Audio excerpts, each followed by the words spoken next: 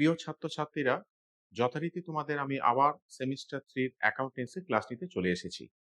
এর আগে তোমরা জানো যে যেখানে তোমাদের পার্টনারশিপ ফার্মের উপরে আমি ক্লাস করিয়েছি, লাস্ট তোমাদের গুডউইল নিয়ে আলোচনা হয়ে গেছে। আজকে তোমাদের যে সিলেবাসের ইউনিট 2, অর্থাৎ যেখানে আমরা অ্যাকাউন্টিং ফর কোম্পানি 1, অর্থাৎ এখানে আমরা কোম্পানি নিয়ে মূলত আলোচনা করব। এখন এখানে এই যে কোম্পানি যে ইউনিটটা রয়েছে, সেখানে ফুল মার্কস রয়েছে তোমাদের কত? 10 মার্কস। তবে আলোচনার সুবিধার্থে আমরা এই কোম্পানি নিয়ে যখন আলোচনা করব, তখন দুটো পার্টে আলোচনা করব। কারণ কোম্পানি এবং তোমাদের সিলেবাসের কোম্পানির শুধুমাত্র থার্ড সেমিস্টারের থিওরি পোর্শনটা রয়েছে, এর যে অঙ্কের পোর্শন তোমরা সেটা সেমিস্টার 4-এ গিয়ে করবে। তাই এখানে বা আজকের ক্লাসে আমরা শুধুমাত্র কোম্পানি, তার গঠন, তার ফিচার্স, অর্থাৎ কত ধরনের কোম্পানি হতে পারে, এইগুলো নিয়ে আমরা মূলত আলোচনা করব। তবে যেটুকু তোমাদের সিলেবাসে রয়েছে অ্যাকাউন্টিং অর্থাৎ অ্যাকাউন্টেন্সিতে ওয়েস্ট বেঙ্গল কাউন্সিল হায়ার সেকেন্ডারির যে সিলেবাস, সেই অনুযায়ী আমি মূলত আলোচনা করব। আর সেকেন্ড পার্টে আলোচনা হবে থার্ড সেমিস্টারে তোমাদের প্রধান যে আলোচ্য বিষয় ডিবেঞ্চার নিয়ে।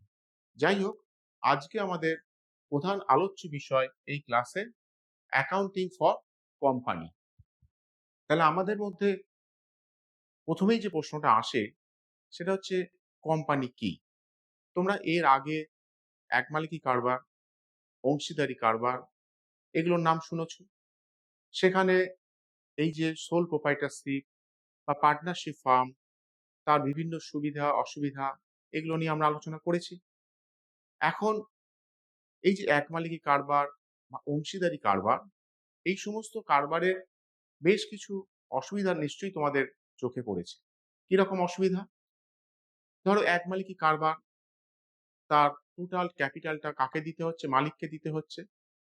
তাহলে তার দায়টা হচ্ছে সীমাহীন। যদি সেই কারবারে কোনো লস হয়, তাহলে তার ব্যক্তিগত সম্পত্তি সেক্ষেত্রে কিন্তু দায়বদ্ধ হয়ে যাচ্ছে। ঠিক একইভাবে অংশীদারি কারবারের ক্ষেত্রেও কিন্তু অংশীদারদের দায়ও কিন্তু অসীম। অর্থাৎ ফার্মের দায় মেটানোর জন্য অংশীদারদের ব্যক্তিগত সম্পত্তিও কিন্তু সমানভাবে দায়বদ্ধ। তাহলে এই যে সোল প্রোপাইটরশিপ বা পার্টনারশিপ ফার্ম, তার যে বিভিন্ন অসুবিধা, সেই অসুবিধাগুলোকে দূর করে যখন শিল্প বিপ্লব হলো, তারপরেই যেটা দেখা দিল সেটাই হচ্ছে জয়েন্ট স্টক কোম্পানি বা যৌথ মূলধনী কোম্পানি। এখন এই যে যৌথ মূলধনী কোম্পানি, স্বাভাবিকভাবে ভারতেও তার গোড়াপত্তন হয়েছে, ভারতেও সেটা গড়ে উঠেছে এবং সেইটা হয়েছে কিন্তু সম্পূর্ণভাবে নির্দিষ্ট আইন মেনে, যেটা হচ্ছে ইন্ডিয়ান কোম্পানিস অ্যাক্ট 1956। পরবর্তীকালে সেই কোম্পানি অ্যাক্ট যথারীতিভাবে অ্যামেন্ডমেন্ট হয় এবং বর্তমানে যে ইন্ডিয়ান কোম্পানিস অ্যাক্ট চালু রয়েছে সেটা হচ্ছে 2013। অর্থাৎ আমরা আজকের মূলত 2013 যে ভারতীয় কোম্পানি অ্যাক্ট, সেই অ্যাক্টে কোম্পানি বলতে কাকে বোঝায়, কোম্পানির বিভিন্ন ফিচার্স, সেগুলি আমরা মূলত আলোচনা করব। তাহলে ফার্স্টেই দেখে নেওয়া যাক কোম্পানি কাকে বলছে। ডেফিনেশনটা কি বলছে?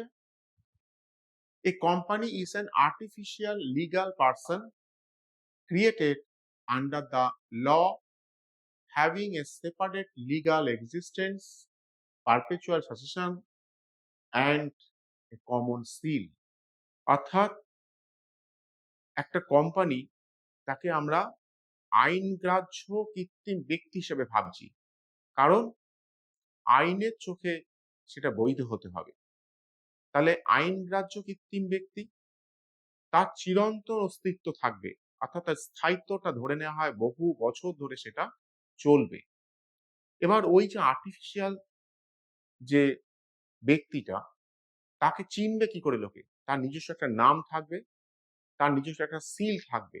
অর্থাৎ সেই সিলটাই হচ্ছে অ্যাকচুয়ালি সেই কোম্পানিটার পরিচয় বাহক।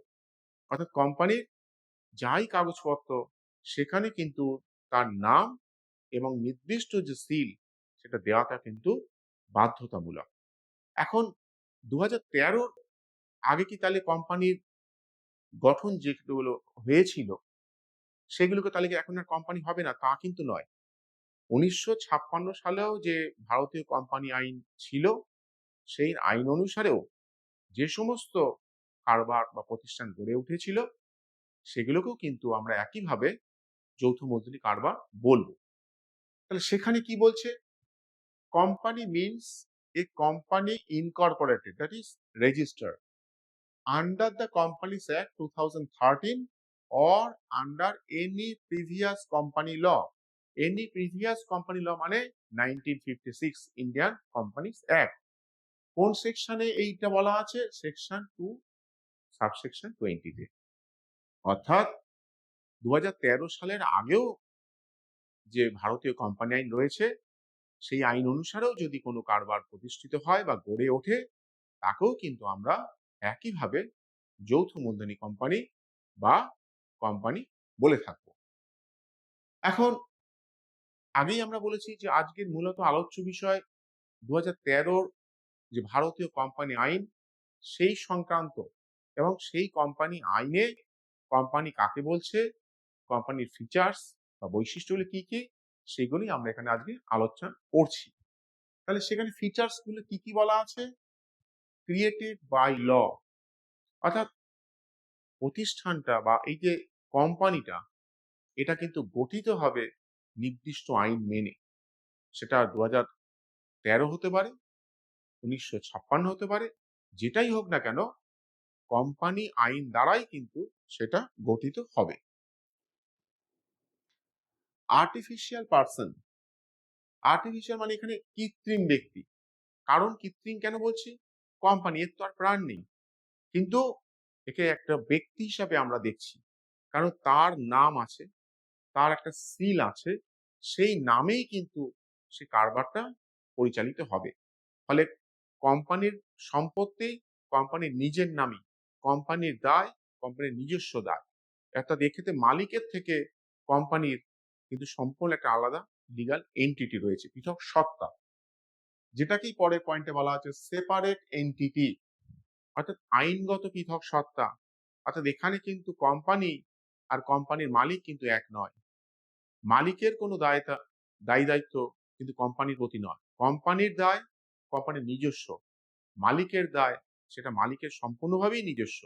কখনই কিন্তু কোম্পানির দায় মালিকের উপর বর্তাবে না। তাই এক্ষেত্রে মালিক এবং কোম্পানি সম্পূর্ণ আলাদা বা পৃথক সত্তা রয়েছে দুজনের।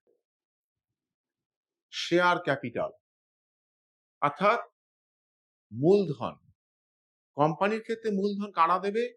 যারা কোম্পানির মালিক হবে। তাহলে কারা কোম্পানির মালিক? যারা কোম্পানির শেয়ার কিনবে। তাহলে তোমাদের মধ্যে এই প্রশ্নটা উঠতে পারে, শেয়ারটা কি? শেয়ার তোমরা এইভাবে ভাবতে পারো, ধরো তোমরা একটা ক্লাসরুমে 40 জন স্টুডেন্ট রয়েছে, প্রত্যেকের ভ্যালু ধরে নিচ্ছি 10 টাকা। তাহলে টোটাল ওই যে ক্লাসরুমটা সেখানে 40টা যদি বাচ্চা থাকে তার প্রত্যেক জনের যদি ভ্যালু 10 টাকা করে হয়, তাহলে ওখানে যারা রয়েছে তার টোটাল আমরা ক্যাপিটাল ভাবতে পারি 400 টাকা। তার মধ্যে প্রত্যেকটা ব্যক্তির ওই যে 10 টাকা করে যে মূল্য, ওই মাইক্রো পোর্শন বা মাইক্রো শেয়ার, ওটাকেই আমরা অ্যাকচুয়ালি বলছি শেয়ার।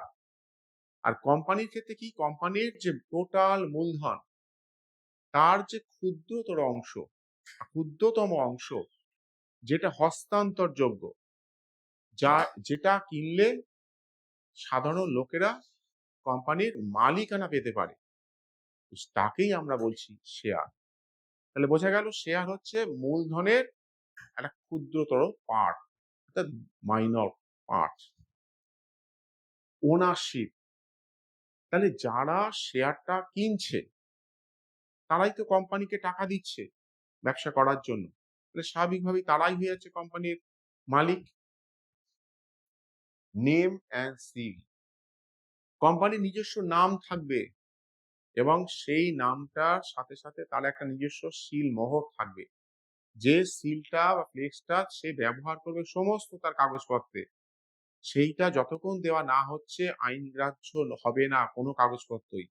সেই জন্য মনে রাখবে, কোম্পানির ক্ষেত্রে নাম এবং সিল অবশ্যই থাকবে। ম্যানেজমেন্ট পরিচালনা করবে কে? শেয়ার হোল্ডাররা তো কোম্পানির মালিক, কিন্তু তারা প্রত্যেকেই কি কোম্পানি পরিচালনায় অংশগ্রহণ করতে পারে? তা কিন্তু নয়। সেই শেয়ার হোল্ডারদের দ্বারা নির্বাচিত পরিচালক মণ্ডলী, তারাই কিন্তু অ্যাকচুয়ালি কারবারটাকে পরিচালনা করবে। প্রফিট শেয়ারিং অর্থাৎ তারা কোম্পানির যে লাভ হয়েছে তার যে অংশটা কোম্পানি অ্যাজ এ ডিভিডেন্ড হিসাবে ঘোষণা করেছে, সেটাই হচ্ছে শেয়ার হোল্ডারদের প্রাপ্য। নেক্সট হচ্ছে লিমিটেড লায়াবিলিটি, অর্থাৎ এক মালিকি কারবার, অংশীদারি কারবার। এখানে যে আমরা দেখে এসেছি সীমাহীন দায় বা অসীম দায়, আনলিমিটেড লায়াবিলিটি। কিন্তু এক্ষেত্রে কোম্পানির ক্ষেত্রে কিন্তু শেয়ার হোল্ডারদের দায় কোনটুকু? যত টাকা সে ইনভেস্ট করেছে বা যতটুকু শেয়ার সে কিনেছে, তার যা মূল্য বা তার যা ভ্যালু, সেই পর্যন্তই হচ্ছে তার লায়াবিলিটি। কেউ যদি 40,000 টাকা ইনভেস্ট করে থাকে, তাহলে কোম্পানির যে প্রফিট হোক, লস হোক, কোম্পানির যে লায়াবিলিটি হোক, সেখানে তার ওই 40,000 টাকা মূল্যেরই যতটুকু তার ভাগে আসবে, সেইটুকুর জন্য সে কিন্তু দায়বদ্ধ থাকবে। স্টেবিলিটি, কোম্পানিটা কিন্তু পারপেচুয়াল সাকসেশন, অর্থাৎ চলতেই থাকবে, চিরন্তন স্থায়িত্ব।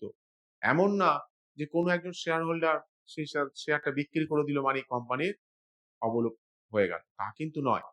শেয়ারটা বিক্রি সে করে দিতেই পারে, কারণ আমি প্রথমেই বলছি শেয়ার হস্তান্তরযোগ্য। তাহলে শেয়ারটা সে বিক্রি করবে, আবার একজন সেই শেয়ারটা কিনবে, তাহলে শেয়ার কেনা বেচা হতে পারে। শেয়ার হোল্ডার নতুন করে আসতে পারে, পুরনো শেয়ার হোল্ডার চলে যেতে পারে, কিন্তু তাতে কোম্পানির অস্তিত্বের কিন্তু কোন রকম ব্যাঘাত ঘটবে না। তাহলে কোম্পানির অস্তিত্বটা কি হলো? চিরন্তন।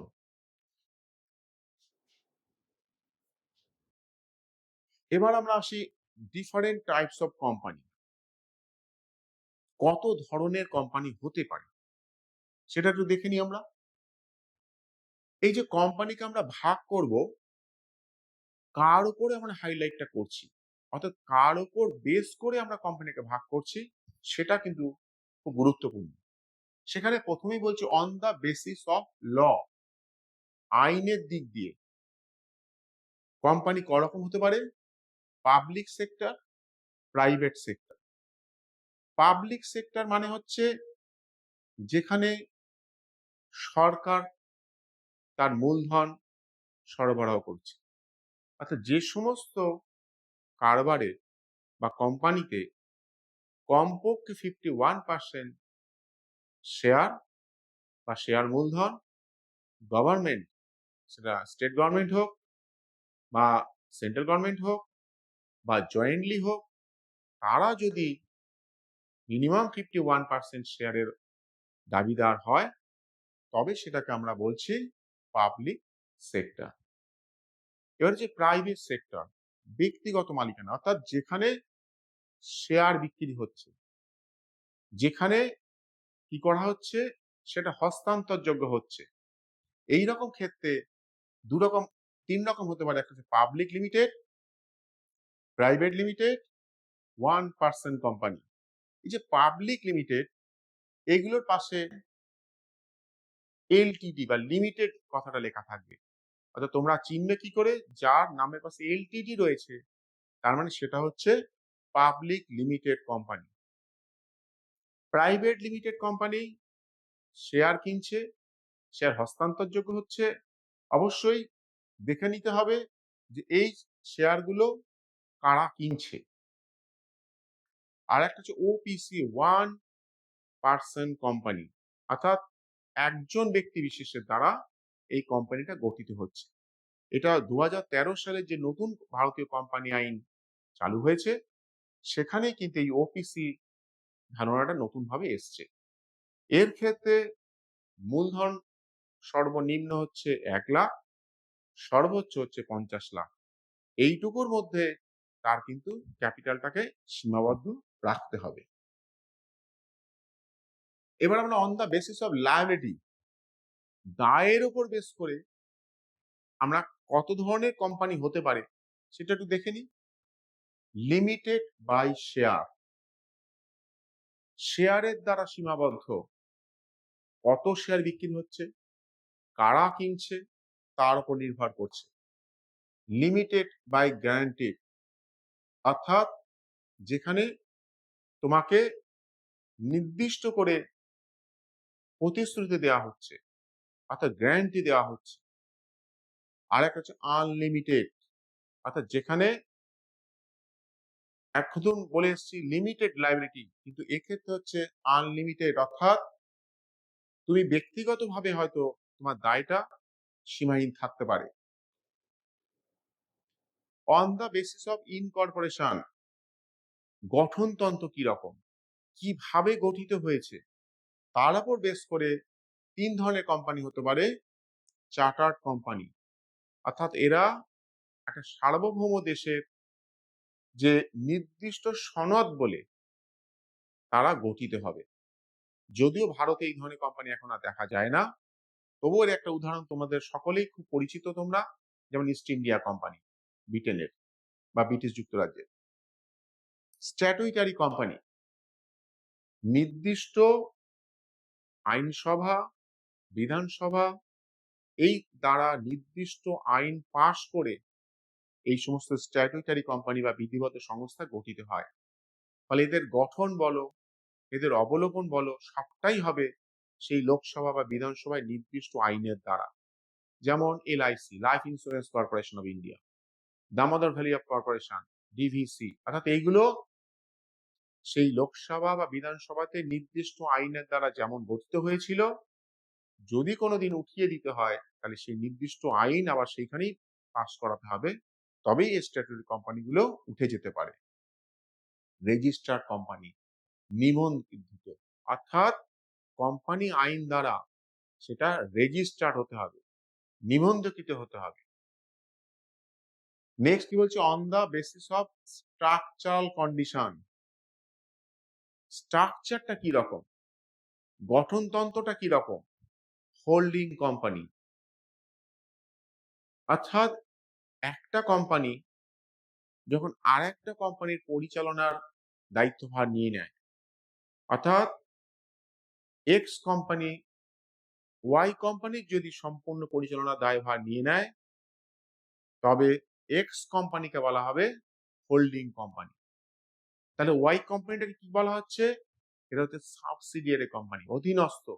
কারণ এক্স এখন হয়ে গেছে মাদার হোল্ডিং, তাকে নিয়ে নিচ্ছে কে, হোল্ডিং কোম্পানির মধ্যে ইনক্লুড হয়ে যাচ্ছে কে, অ্যাবজর্ব হয়ে যাচ্ছে কে, সে হচ্ছে ওয়াই, যাকে আমরা কি বলছি, অধীনস্থ বা সাবসিডিয়ারি কোম্পানি। আর একটা তোমরা সকলেই খুব পরিচিত, মাল্টি ন্যাশনাল কোম্পানি, এমএনসি, অর্থাৎ যে সমস্ত কোম্পানির বলতে পারো কার্যকলাপ বিভিন্ন দেশে ব্যাপ্ত, অর্থাৎ একটা দেশের মধ্যে সে আর সীমাবদ্ধ নেই, বিভিন্ন দেশে সে তার ব্যবসা পরিচালনা করে যাচ্ছে, তাদেরকে আমরা বলছি মাল্টি ন্যাশনাল কোম্পানি। যেমন উদাহরণ তোমরা খুব জানো, হুন্ডাই, সনি, অর্থাৎ এই কোম্পানিগুলো তৈরি হয়েছে এক জায়গায় বা এদের হেড অফিস হয়েছে এক জায়গায়, কিন্তু বিভিন্ন দেশে তারা তাদের সেখানে ব্রাঞ্চ খুলে সেখানে তাদের ব্যবসাটা তারা চালিয়ে যাচ্ছে। এরা হচ্ছে মাল্টি ন্যাশনাল কোম্পানি। তাহলে এই হচ্ছে আমাদের কোম্পানির ডিফারেন্ট টাইপস। এবার আমরা যেটা আলোচনা করেছিলাম নিশ্চয়ই তোমাদের মনে আছে, শেয়ার ক্যাপিটাল। তখন আমরা শেয়ার কি বলেছিলাম, এবার একটু দেখে নেওয়া যাক ডেফিনিশনটা কি। এ share is the smallest unit of a company's share capital that represents ownership in the company। মানে কোম্পানির যে শেয়ার ক্যাপিটাল তার একটা ইউনিট, বলতে পারে ক্ষুদ্রতর একক, যেটা কোম্পানির মালিকানা বহন করে তাকে আমরা বলছি শেয়ার। শেয়ার হোল্ডার কারা? A person who owns share is called share holder. অর্থাৎ যারা শেয়ারটা কিনছে তারা হচ্ছে শেয়ার গ্রহীতা বা শেয়ার হোল্ডার। এখন এই যে শেয়ারটা বললাম, একটা এক্সাম্পল দিয়ে দেখা যাক যে শেয়ারটা কি জিনিস। ধরো আমি ধরে নিচ্ছি কোম্পানির শেয়ার ক্যাপিটাল ছিল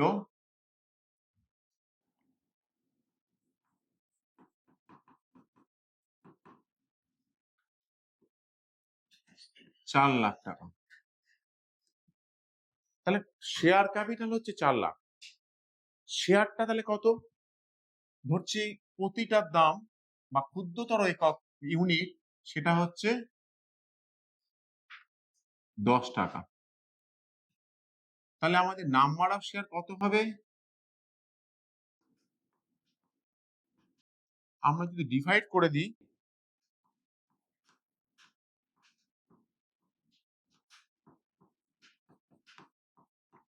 তার মানে একটা কোম্পানিতে 40,000 শেয়ার রয়েছে, যার প্রত্যেকটার মূল্য কত?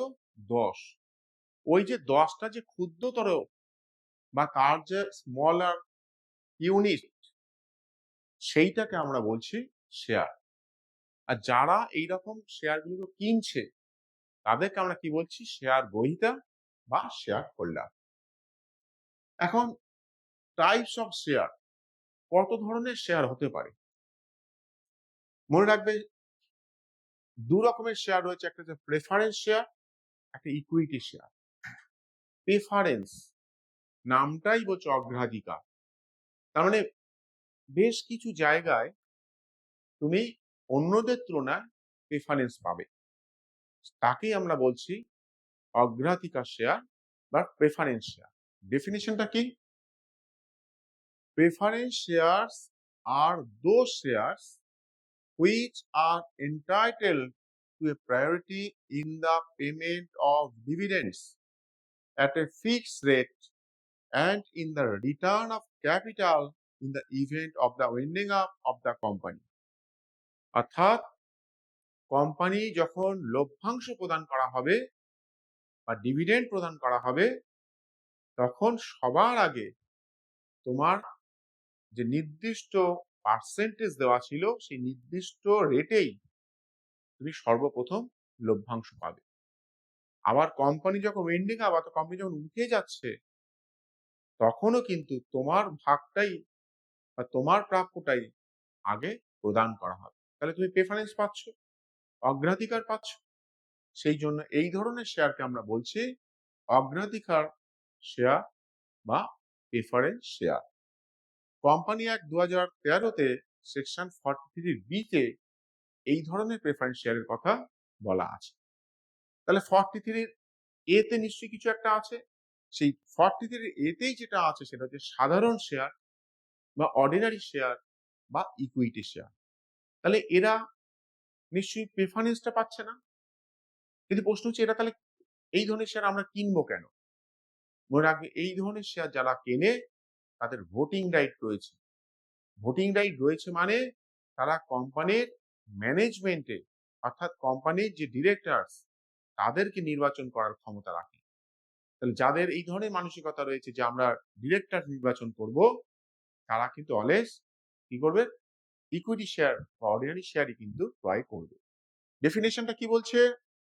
Equity shares are shares that carry voting rights and entitle their holders to a share of the company's profit through deed. Section কত? 43 2013। অর্থাৎ বলছিলাম ইন্ডিয়ান কোম্পানি অ্যাক্ট 2013 এর যে সেকশন 43 এ, সেখানে এরকম অর্ডিনারি শেয়ারের কথা বা ইকুইটি শেয়ারের কথা বলা আছে। তাহলে এটা বোঝা যাচ্ছে যে এদেরই কিন্তু একমাত্র ভোটিং রাইট রয়েছে। তবে এখানে আরেকটু তোমাদের বলে রাখি, এক্ষেত্রে কিন্তু ডিভিডেন্ড পাওয়ার ব্যাপারে এদের কিন্তু কোনো নিশ্চয়তা থাকে না। অর্থাৎ প্রেফারেন্স শেয়ার যেমন কোম্পানি যখনই ডিভিডেন্ড ঘোষণা করবে সবার আগে এরা পায়, ইকুইটি শেয়ারের ক্ষেত্রে যদি কোম্পানি ডিভিডেন্ড ঘোষণা করে তবেই কিন্তু ইকুইটি শেয়ার হোল্ডার পাবে, তাও কিন্তু প্রেফারেন্স শেয়ার হোল্ডারদের দেওয়ার পরে। যদি কোম্পানির প্রফিট না হয়ে থাকে, কোম্পানি যদি ডিভিডেন্ড ঘোষণা করে না থাকে বা লভ্যাংশ ঘোষণা করে না থাকে, তাহলে কিন্তু ইকুইটি শেয়ার হোল্ডারদের কিন্তু কোনো লভ্যাংশ পাওয়ার অধিকার থাকবে না। নেক্সট কি আছে,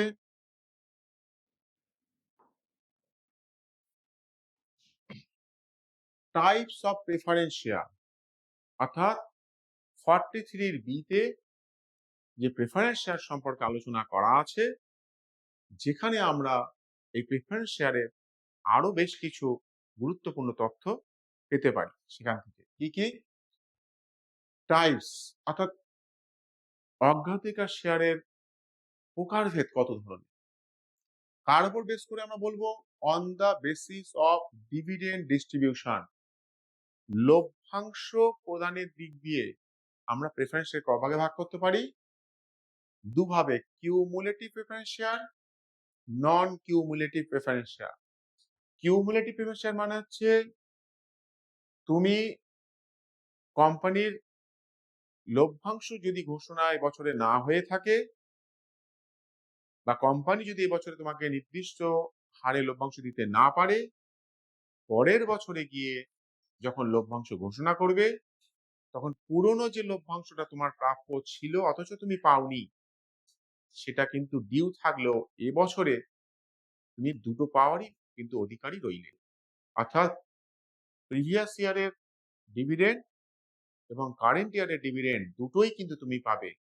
তাই এইটাকে বলা হচ্ছে সঞ্চয়ী, অর্থাৎ cumulative preference share.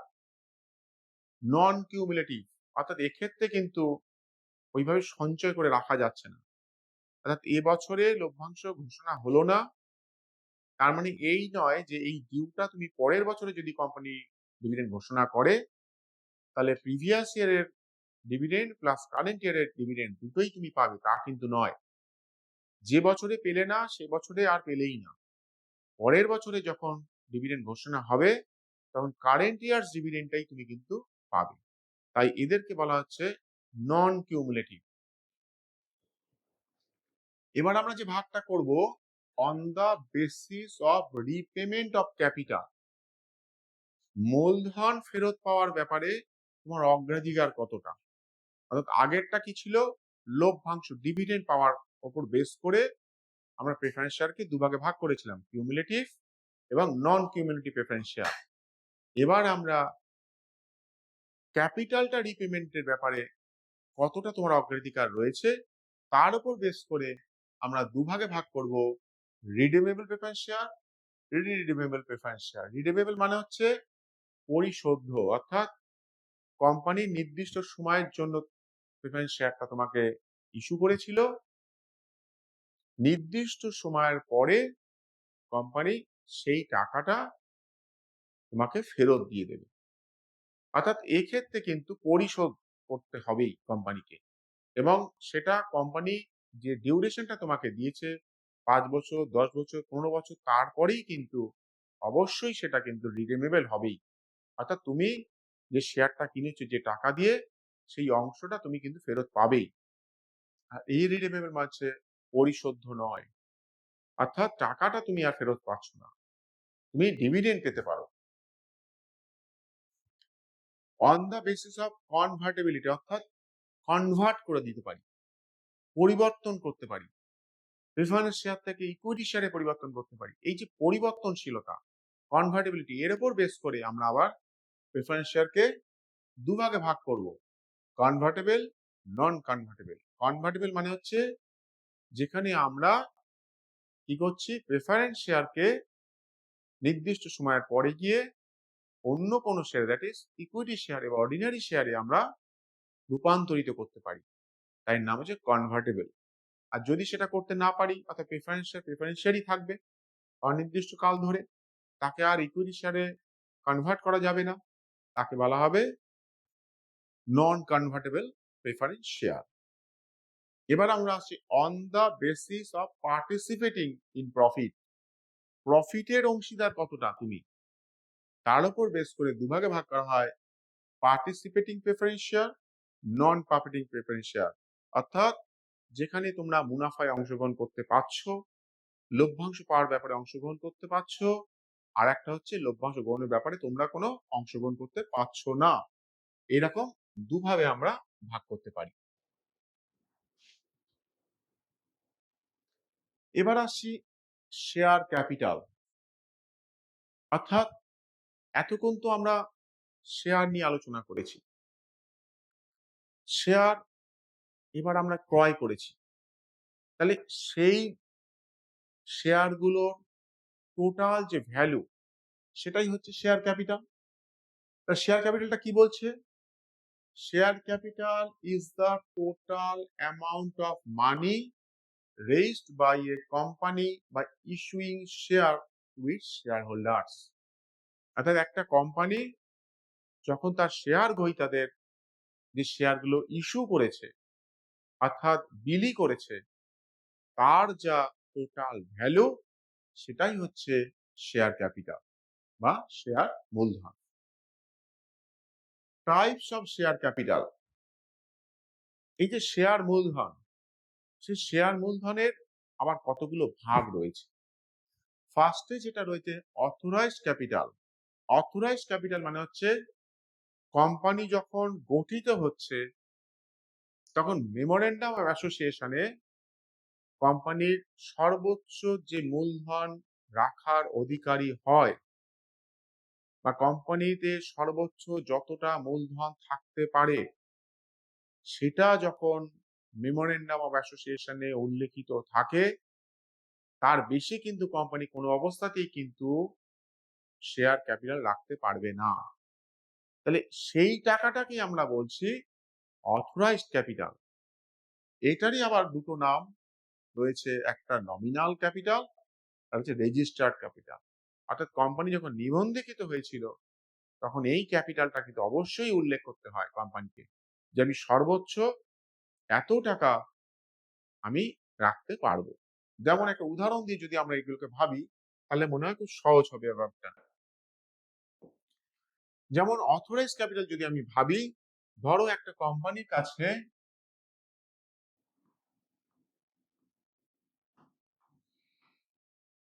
4 lakh equity share ছিল। কারণ তোমাদের নিশ্চয়ই মনে আছে দু ধরনের শেয়ারের কথা আমি বলেছি। এখানে ধরে নিচ্ছি 4 লাখ ইকুইটি শেয়ার, প্রতিটার দাম ধরো আমাদের রয়েছে 10 টাকা ইচ। তাহলে কোম্পানির অথরাইজড ক্যাপিটাল কত দাঁড়াচ্ছে, বা নমিনাল ক্যাপিটাল কত দাঁড়াচ্ছে? 4 লাখ ইন্টু 10 মানে 40 লাখ টাকা কোম্পানি গঠনের সময় ঠিক করেছিল যে এতটা ক্যাপিটাল সর্বোচ্চ ভাবে আমি কোম্পানিতে রাখতে পারবো। এবার আসো ইস্যুড ক্যাপিটাল। তাহলে এই যে 4 লাখ ইকুইটি শেয়ার ছিল, এবার কোম্পানি ঠিক করলো যে 3 লাখ ইকুইটি শেয়ার সে পাবলিকের কাছে বিলি করবে, মানে পাবলিককে কেনার জন্য সে অ্যাপ্রোচ করবে। তাহলে যে অংশটা বা যতগুলো শেয়ার জনগণের কাছে সে বিলি করবে বলে ঠিক করেছে, তার বিনিময়ে যে ক্যাপিটালটা সংগৃহীত হবে, সেটাকে আমরা বলছি ইস্যুড ক্যাপিটাল। তাহলে ধরে নিচ্ছি 3 lakh equity share company issue করেছে।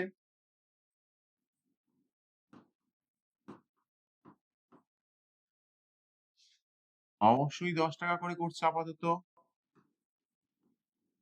তাহলে সেক্ষেত্রে আমাদের ইস্যুড ক্যাপিটাল কত হলো?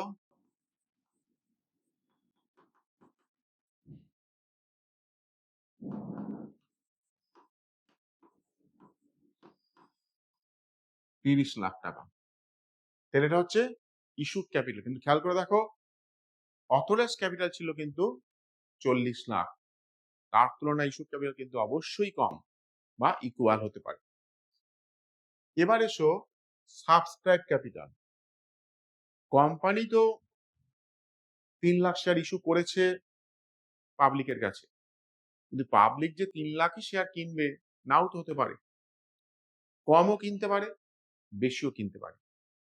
ধরে নিচ্ছি পাবলিক কম নিয়েছে, অর্থাৎ 3 লাখ যে শেয়ার কোম্পানি ইস্যু করেছিল বা জনগণের কাছে বিলি করেছিল, তার মধ্যে 2 লাখ শেয়ার জনগণ সংগ্রহ করেছে। তাহলে এই 2 লাখ শেয়ারের জন্য তারা প্রত্যেকটা শেয়ারের জন্য 10 টাকা করে দিয়েছে। তার মানে জনগণের কাছ থেকে আমি কত টাকা পেতে পারি? 20 লাখ টাকা। তাহলে জনগণের কাছ থেকে যে টাকাটা আমি শেয়ার বাবদ পেয়েছি, সেটাকে বলা হচ্ছে সাবস্ক্রাইব ক্যাপিটাল। আমি ধরে নিচ্ছি সেটা 2 লাখ ইকুইটি শেয়ার ছিল।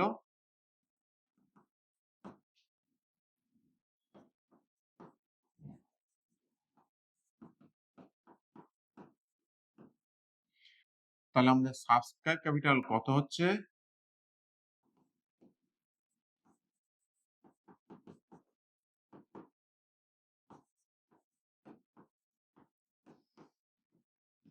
কুড়ি লাখ।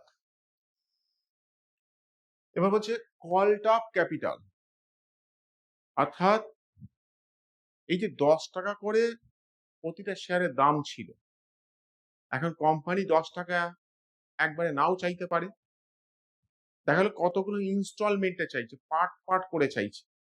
সেই পার্টগুলো কি কি নাম হতে পারে? সাধারণত অ্যাপ্লিকেশন,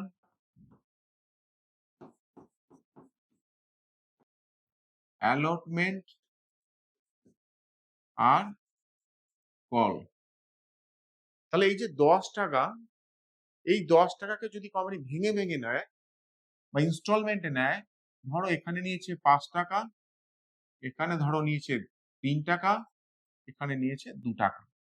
তাহলে কোম্পানি কলড আপ ক্যাপিটাল, অর্থাৎ ডেকেছে কতটুকু? ধরে নিলাম সে অ্যাপ্লিকেশন অ্যালটমেন্ট টাকাটাই সে ডেকেছে। তার মানে 5 আর 3 8, প্রতিটা শেয়ারের দাম ছিল 10, তার মধ্যে সে 8 টাকা প্রতিটা শেয়ারের জন্য কল করেছে। তাহলে সেক্ষেত্রে 2 লাখ শেয়ার ছিল, কোম্পানি জনগণের কাছে কলটা বাবদ 8 টাকা প্রতি শেয়ারের জন্য নিয়েছে। তাহলে সেক্ষেত্রে কলটা ক্যাপিটাল কত দাঁড়ালো?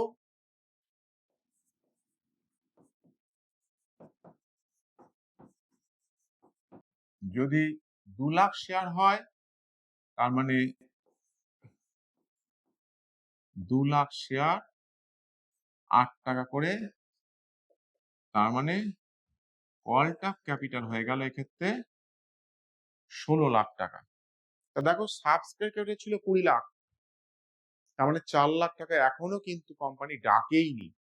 সেটাকে আমরা বলছি আনকল্ড ক্যাপিটাল, অর্থাৎ কোম্পানি এখনো পর্যন্ত জনগণের কাছ থেকে সেই টাকাটা দাবি করেনি, কল করেনি। তাই আনকল ক্যাপিটাল হয়ে যাচ্ছে এক্ষেত্রে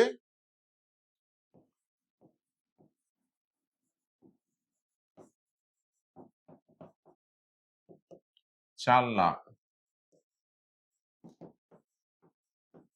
অর্থাৎ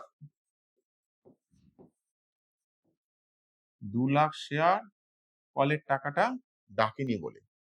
পেড আপ, কোম্পানি তাহলে জনগণের কাছ থেকে যে টাকাটা পেয়েছে তাকেই আমরা বলছি paid up capital. Calls in arrear মানে আনকল, অর্থাৎ কোম্পানি এখনো পর্যন্ত যে টাকাটা জনগণের কাছ থেকে পায়নি, কল করেছে কিন্তু জনগণ দিচ্ছে না, তার মানে ডিউ রয়েছে, এটাকে আমরা বলবো কল ইন এরিয়ার। রিজার্ভ ক্যাপিটাল, অর্থাৎ ক্যাপিটালের যে অংশটা কোম্পানি ভবিষ্যতের জন্য তুলে রাখছে, অর্থাৎ এখনো পর্যন্ত আমরা ডাকছি না, ভবিষ্যতে কোম্পানির যখন দরকার হবে তখন জনগণের কাছ থেকে সেই টাকাটা সে চেয়ে নেবে। তাহলে ভবিষ্যতের জন্য এটাকে সুরক্ষিত করে রাখা হলো, এটাকে বলা হচ্ছে রিজার্ভ ক্যাপিটাল। আরেকটা প্রশ্ন আছে তোমাদের, সেটা হচ্ছে ক্যাপিটাল রিজার্ভ। মনে হচ্ছে রিজার্ভ ক্যাপিটাল আর ক্যাপিটাল রিজার্ভ একই, তা কিন্তু নয়। ক্যাপিটাল রিজার্ভ হচ্ছে কোম্পানি তার মূলধন জাতীয় মুনাফা থেকে যে সঞ্চিতি সৃষ্টি করবে সেটা হচ্ছে ক্যাপিটাল রিজার্ভ। তাহলে মূলধন জাতীয় মুনাফা কিভাবে হতে পারে?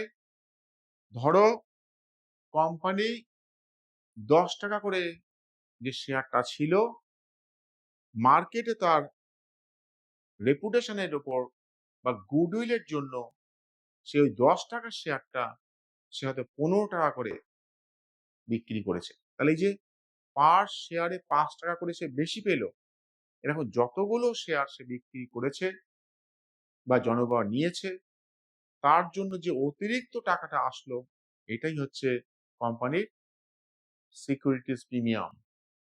বা কোম্পানি যদি তার স্থায়ী সম্পত্তি বেশি দামে বিক্রি করে, তাহলে যে প্রফিটটা হলো এই ধরনের কাজ থেকে, এই ধরনের ফাংশন থেকে যখন কোম্পানি কোনো টাকা পায়, তখন সেটাকে আমরা বলি ক্যাপিটাল রিজার্ভ।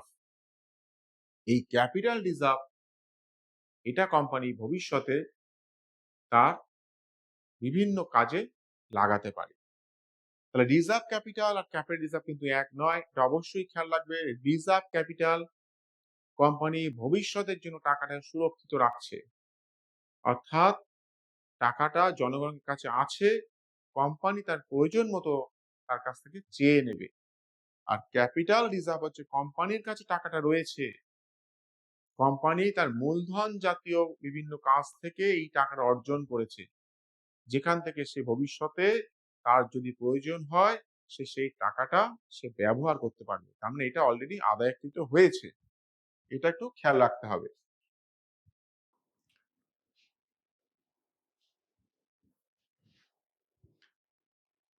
এবার আমরা এই যে শেয়ার নিয়ে এতক্ষণ ধরে আমরা আলোচনা করলাম, এটা মূলত তোমরা নিশ্চয়ই খেয়াল করে দেখেছো, টোটালটা হচ্ছে কোম্পানি রিলেটেড।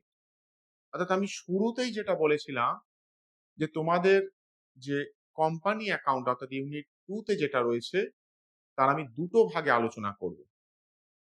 মূলত আজকের আলোচনাটা ছিল কোম্পানি রিলেটেড, অর্থাৎ কোম্পানি কাকে বলছে, শেয়ার কাকে বলছে, শেয়ার ক্যাপিটাল কাকে বলছে, কত ধরনের কোম্পানি হচ্ছে, কত ধরনের শেয়ার হচ্ছে, সেই শেয়ারের যখন কালেকশন হচ্ছে তার যে ক্যাপিটাল, তার আবার ডিফারেন্ট টাইপস। তাহলে আজকের মূলত আলোচ্য বিষয়টা যেহেতু ক্যাপিটাল অর্থাৎ কোম্পানি রিলেটেড, এবং এর যে শেয়ার, সেই শেয়ার সেই সংক্রান্ত বিভিন্ন প্রবলেম বা কেস স্টাডি তোমরা কোথায় পাচ্ছ? ফোর্থ সেমিস্টারে গিয়ে। তাই আজকের এই ক্লাসের যে তোমাদের থার্ড সেমিস্টারে যেটুকু রয়েছে কোম্পানির মধ্যে, তার ফার্স্ট পার্টটুকু অর্থাৎ কোম্পানি রিলেটেড আলোচনাটা আমি এখানেই শেষ করলাম। অন্য ক্লাসে সেখানে আমরা এর সেকেন্ড পার্ট অর্থাৎ ঋণপত্র বা ডিবেঞ্চার নিয়ে আলোচনা করব।